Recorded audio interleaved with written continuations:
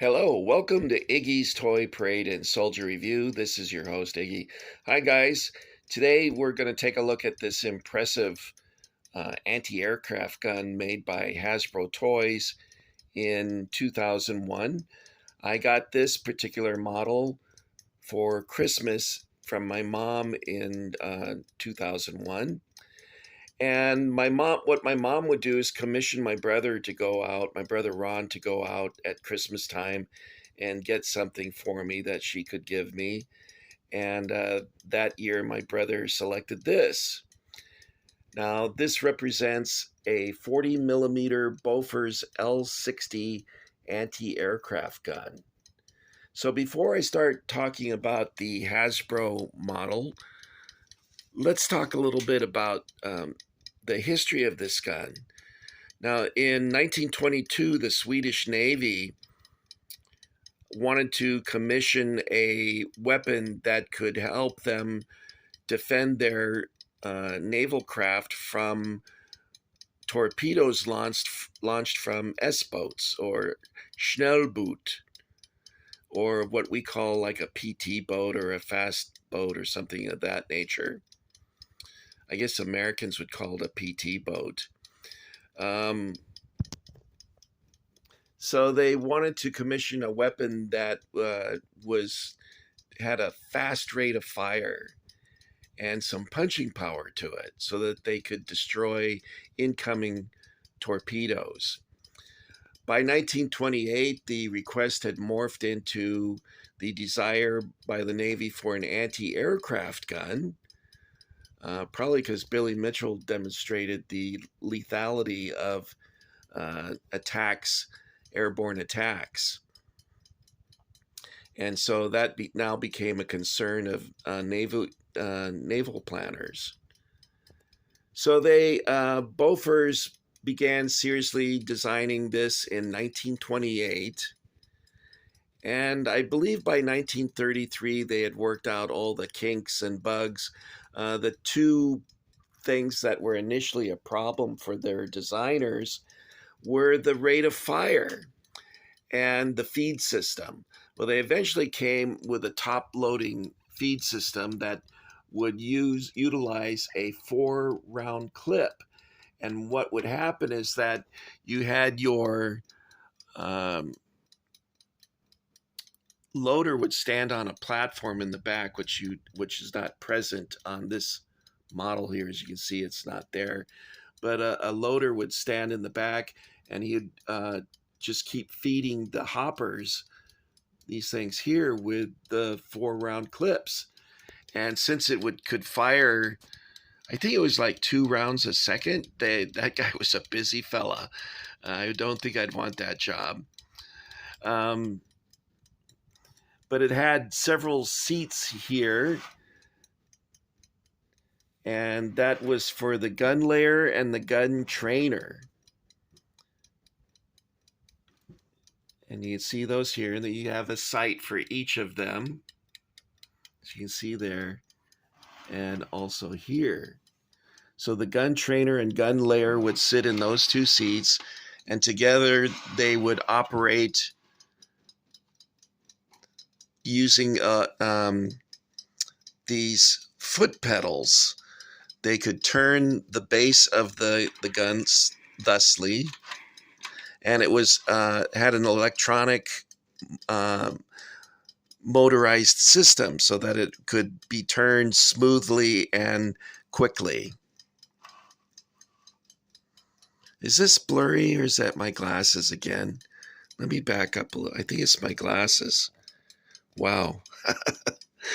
Iggy's not seeing too well here. Where did I leave off, guys? Oh, yeah. So a lot of different European countries were interested in this gun because, as you know, Germany was becoming a greater threat due to their rearmament. Actually, Germany began developing weapons and rearming in the 1920s during the Weimar Republic. They were doing that sort of on the sly because the Versailles Treaty had outlawed Germany from having aircraft and submarines and whatnot, tanks, offensive weapons. The treaty said, no, you guys, I ain't going to have it.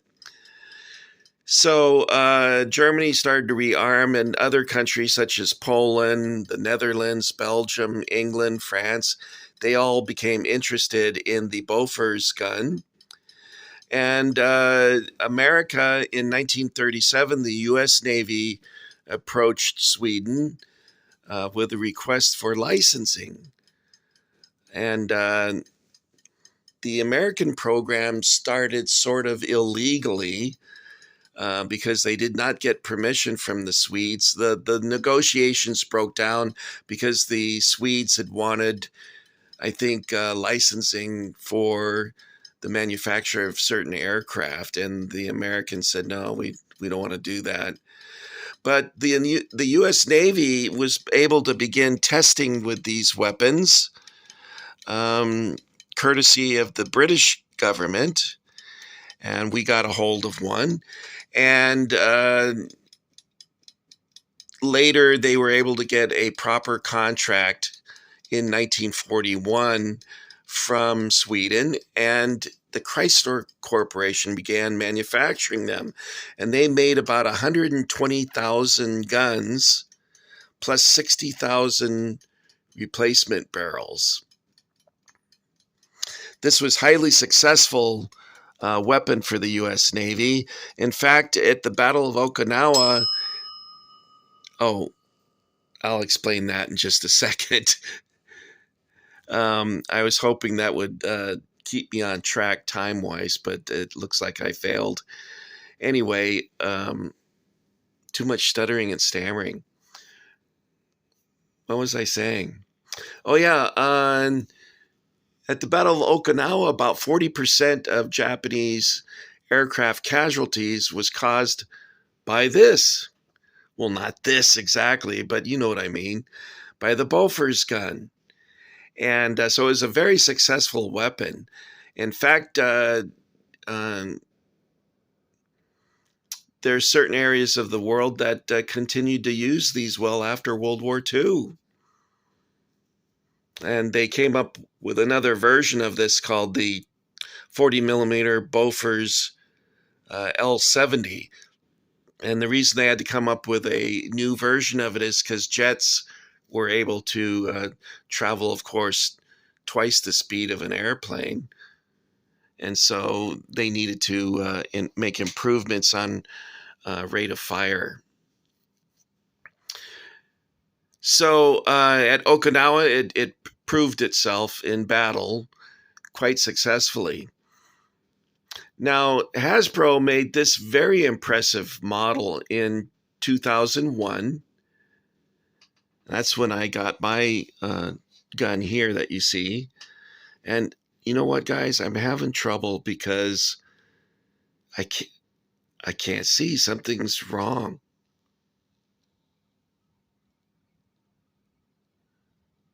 I'm not sure what's going on there. I would do this over, but this is like my 8th attempt, so I'm just going to plow through it, okay? And those of you who are members of the Iggy Army, you're accustomed to my strange delivery style because it is indeed quite odd.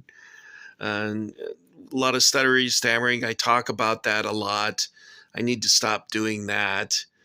In my early videos, I used to apologize profusely. Like every other sentence was, oh, I'm sorry, sorry. And I actually had people say, would you stop that? Well, I imagine one of you is going to say, hey, knock it off with the stuttering and stammering. But I guess you have realized already that I'm kind of self-conscious of it. I used to be a very good public speaker, but in recent years, I've noticed an increasing difficulty. But I won't say I'm sorry again because you've already heard that a dozen times. So now I just plow through. I just keep at it. So that's what we're doing. And this is also a result of not having a written script or the ability to edit. But as you can see here, this is a very impressive model. Now, when Hasbro released it, it came in a red box, and the barrels, which you see here, were detached. So all you saw was from this point here over. Now, the gun came with a Navy figure, and he did not have a shirt on, but he had a tattoo on his arm, and he was wearing a gray life jacket. Mae West, I guess they called it. And he was wearing a painted gray M1 helmet. And of course, he had his blue dungarees and boots. And he was seated here. And of course, like I mentioned a few minutes ago, there was a gun layer. And what did I say was a gun layer? And oh, I can't remember. Should I do this? Should I start over? Maybe I should start over. Just get it over with. Anyway, the gun comes with these sights here, and there should be a platform here where the loader would load the hopper with four round clips. This model that you see here, I wonder if they made that click click noise so that it would sound like Ack-Ack fire. The gun actually had a ceiling of 25,000 feet and an effective range of about 12,500 feet, firing these 40 millimeter shells. So that would probably tear the hell out of an airplane if it got hit by a couple of those, or even just one. And of course, this traverses. Now, there was a stop on the gun to keep it from, in the excitement of battle, the operators from turning it too far and shooting up their own ship. You know, because as the planes fly over, the gunner is concentrating on that plane, and as it flew over, the tendency would be to go like this with the sight, and then boom, you're blown up your own ship. So it had a stop gap so that you couldn't do that. The gun could go 5 down to 5 and up to 90 degrees elevation. Wow, my vision's blurry. Jeez Louise. So this is a very impressive model. When I took it out of storage, there was a lot of pieces that had fallen off. The pedals for operating the gun were missing. These wheels here were off. The cages that are to protect the sights were off, and the barrels were off, and the rounds were not in the hopper. You see here, it comes with a 5-round hopper, and Hasbro did that to make this look more impressive when it was instead of the actual 4-round clip. See, like that, it looks pretty impressive. Now, there is a feature on this toy that I thought was kind of cool. I don't know if I can operate it one-handed, but there's 2 levers. I don't know if you can see that. There. See, they're gold, or sort of a bronze color.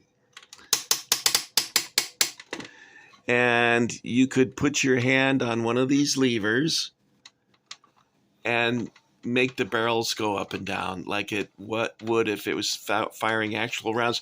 Now, the only suggestion I would have made to Hasbro is if they had added sound. Wouldn't that be cool if you could, like, instead of doing this manually, is like press a button down here and this would go, these 2 would fire pop, pop, pop, pop, pop, pop, pop, pop, pop, pop, with sound effects. That would have been awesome, but it probably would have been too costly. But you do have the option of operating these manually, which I think is kind of a fun little feature of the gun. Overall, the gun is very impressive. In its box, it probably is less so. But when you have it set up like this on your kitchen table, you look at it and go, wow, that is kind of neat.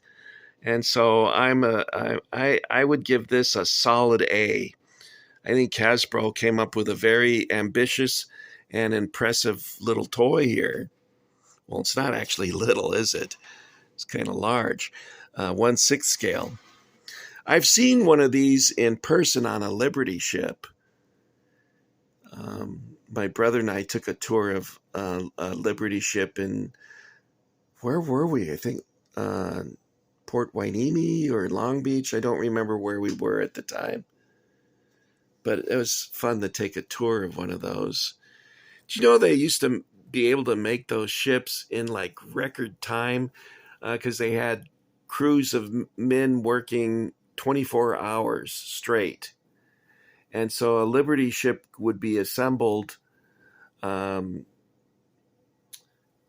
the Kaiser Corporation, and they would have parts built separately, and then they'd be assembled at the shipyard, and so they could push out a Liberty ship in what was it, 48 hours or a week? It was just unbelievable how quick they could do it, and they could build them faster than the Germans were able to sink them.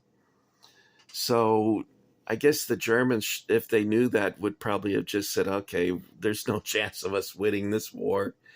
If they had knocked out America quickly before our manufacturing came into play, it probably would have been a different story. Did I mention that the original Bofors was made in America by Chrysler Corp? It's funny that a company that made cars could so quickly convert itself into manufacturing something like this. I think that's now America probably couldn't do that now. I might get censored for saying that because China's going, They're probably watching this. At any rate, that's all I got for you today, guys. And once again, this is the Bofors 40mm L60 anti-aircraft gun, which the Americans put into service in 1941. We began experimenting or testing them in 1940, and we were interested in them in 1937. And the original gun, I think, began manufacturing in Sweden in 1933. By the way, the British also employed these, as did the Poles and the French, the Belgians, and the Dutch. And if I missed a country out there, I want you to leave a note. In fact, that reminds me, when you guys leave a message, I think it would be fun if you mentioned where you're from. Like, I'm Iggy from Florida, or if you are from Yorkshire, or if you're from Moscow, or wherever it is that you're from. There's a guy that told me he was from Tasmania, and I thought, God, that is so cool that we have people from all over the world, and we're all bonding over our love of 1/6 scale G.I. Joes and 132 scale toy soldiers. Some of you are here for the Star Wars. Not so many of you for Star Trek, though, or Indiana Jones, but that's okay. Sometimes I win, sometimes I lose. But that's it for me, Iggy. It's time for you to say goodbye. So why did I have a timer? When I took this gun out of its box, this fell out. I'm going, what the hell is this doing? When I packed it up, this must have fallen in there. But look how corroded it is. It's all dirty and corroded. It looks like it's been buried. But it still works. Next on 60 Minutes, Iggy says goodbye.